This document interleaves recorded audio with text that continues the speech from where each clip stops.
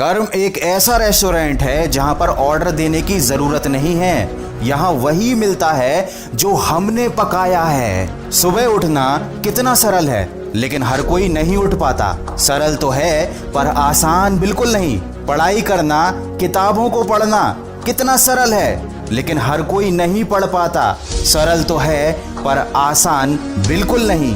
अगर आपको जिंदगी में सफल होना है तो आसान और सरल के बीच का अंतर समझ लीजिए। तुमको खुद को याद दिलाना पड़ेगा कि तुम जिंदगी में आगे बढ़ना चाहते हो या नहीं। तुम्हारे आसपास वाले, तुम्हारे दोस्तों को ये बात समझ में आती है या नहीं, इस बात से कोई फर्क नहीं पड़ता। वो जीवन में आगे बढ़ना चाहते हैं या नहीं, इस बात से कोई फर्क नहीं पड़ता।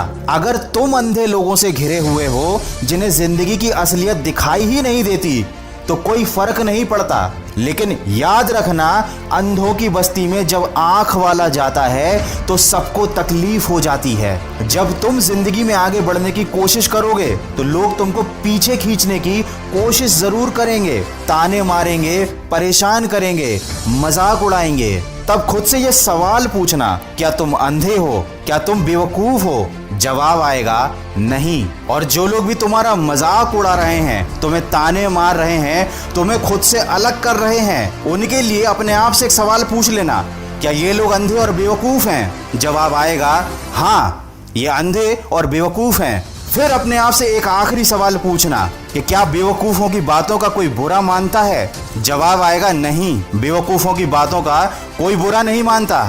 अंधे से कोई रास्ता नहीं पूछता और नादान से कोई सलाह नहीं लेता। दोस्त, जिस दिन तुम्हारी सोच दूसरों से ऊपर उठ गई, जिस दिन तुम दूसरों की हकीकत को समझ गए, उस दिन तुम बिना कुछ किए बाकी लोगों से आगे निकल जाओगे। ये बहुत गहरी सच्चाई है। जब सोच आगे निकलती है तो वो इंसान को बहुत आगे लेकर जाती है, और जब सोच छोटी रह जाती है तो वो इंसान को बहुत पीछे ले जाती है। मैं ये सारी बातें ऐसे ही नहीं बोल रहा हूँ, ये मेरा अनुभव बोल रहा है। एक बार अपनी सोच को बड़ा करके देखो, तुम्हारी जिंदगी में ऐसे ऐसे चमत्कार होंगे कि तुम खुद हैरान रह जाओगे। छोटी सोच जूते के अंदर पड़े कंकड़ जैसी होती है।